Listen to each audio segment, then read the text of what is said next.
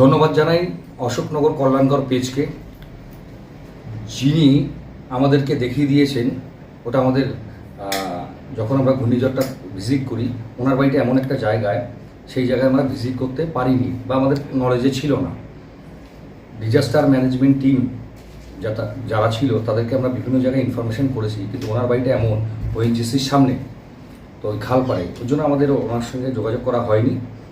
অশোকনগর কল্যাণকর পেজে দেখার পরে আমরা মালতী পিপলাই এবং অরুণকান্তি পিপলাই বৃদ্ধ দম্পতি, আমাদের বিধায়ক সাহেব যিনি এমএলএ আছেন ডক্টর সুমেরা মহাশয় আমাকে নির্দেশ করে যে ওনাদের পাশে দাঁড়াতে হবে, তুমি এই বিষয়টা দেখো। এবং আমরা দ্রুততার সঙ্গে গিয়ে বিধায়ক সাহেব নির্দেশ অনুযায়ী আমরা একটা তিরপল এবং কিছু রেশন, যাতে উনি একটা সপ্তাহ উনি চলতে পারে, সেই রেশনের আমরা ব্যবস্থা করেছি। আমরা অশোকনগরবাসীকে বলবো, যদি কোনো সময় আমাদের কোনো কিছু অজানা থাকে অবশ্যই আপনারা আমাদেরকে অবগত করাবেন, এবং আমার মোবাইল নাম্বার আমরা দিয়েছি বিভিন্ন ক্ষেত্রে সোশ্যাল মিডিয়াতে, আপনারা আমাদের সঙ্গে যোগাযোগ করাবেন। ভুল হয় তো সেই ভুলগুলো আমরা সংশোধন করতে চাই। আমরা ভারতীয় জনতা পার্টি এবং এই যে সরকার, জনগণের সরকার, এবং জনগণের সেবায় আমরা প্রতিনিয়ত নিয়োজিত থাকব। আরেকবার ধন্যবাদ অশোকনগর কল্যাণকর পেজকে। আজকে এই তিরপল ধরুন এবং সঙ্গে কিছু রেশনের ব্যবস্থা করেছি, রেশনটা দিচ্ছি, আপনি এগুলো রাখেন সাইডে।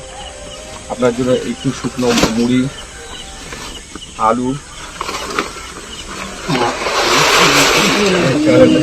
ব্যাগ সমেত দিয়ে দাও। এই কিছু বিস্কুট আছে, সয়াবিন আছে,